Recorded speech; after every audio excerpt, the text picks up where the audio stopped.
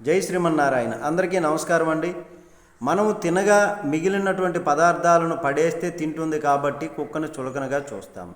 అదే సింహం అయితే తను కష్టపడి సంపాదించుకు తింటుంది కాబట్టి సింహాన్ని అడవికి రాజుగా చెప్పుకుంటాం.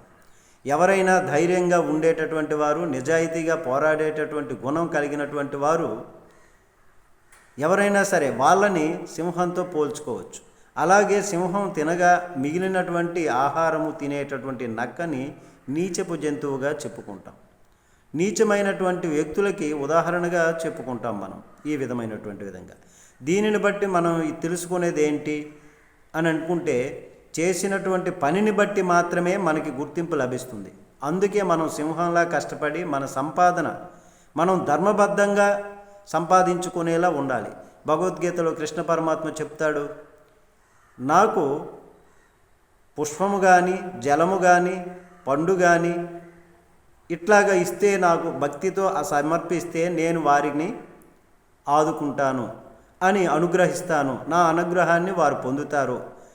అప్పుడు ఆ విధంగా చెప్పి, నేను ఏది ఇస్తే దాన్ని సంతోషంగా వాళ్ళు దాంతోనే జీవిస్తారో, ధర్మబద్ధంగా అవినీతికి పాల్పడకుండా, అధర్మానికి వెళ్లకుండా, ఏ విధమైనటువంటి విధంగా వాళ్ళు కష్టానికి ప్రతిఫలం ఆశించకుండా నా పైన సర్వము ఉంచి నన్నే స్మరించుకుంటూ వారి కర్మలను వారు చేసుకుంటే దానిపైన నేను అనుగ్రహాన్ని ఇస్తాను, వారి కోరికలు తీరుస్తాను అని చెప్తారు కృష్ణ పరమాత్మ.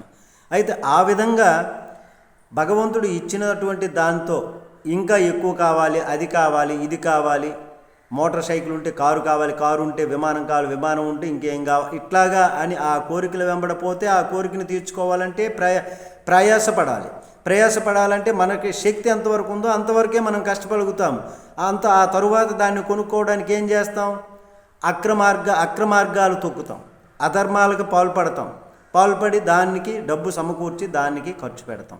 ఇట్లాంటి కోరికలు లేకుండా ఆ భగవంతుడు ఏది ఇస్తే దాన్నే మనం మన కష్టార్జితంతో సంపాదించుకున్నటువంటి దాన్ని మనకి భగవంతుడు ఈ విధంగా ఇచ్చాడు, చాలు సంతోషం. మనం తింటున్నాం కదా, బట్ట ఉంది కదా, మనం ఉండటానికి ఇల్లు ఉంది కదా, ఇట్లాగా అనుకొని సుఖంగా ఒక గింజన్నమైన ఉల్లిపాయ నంచుకు తింటే లేదా కారపొడితో అన్నం తిన్నా కానీ అది సుఖాన్ని ఇస్తుంది, సంతోషాన్ని ఇస్తుంది, ఆరోగ్యాన్ని ఇస్తుంది. అది ధర్మబద్ధంగా ఉంటుంది. భగవంతుని అనుగ్రహం అట్లాంటి వారిపైన తప్పనిసరిగా ఉంటుంది. అప్పుడు మన జీవితానికి మనమే రాజుగా పరిగణించబడతాం. జై శ్రీమన్నారాయణ.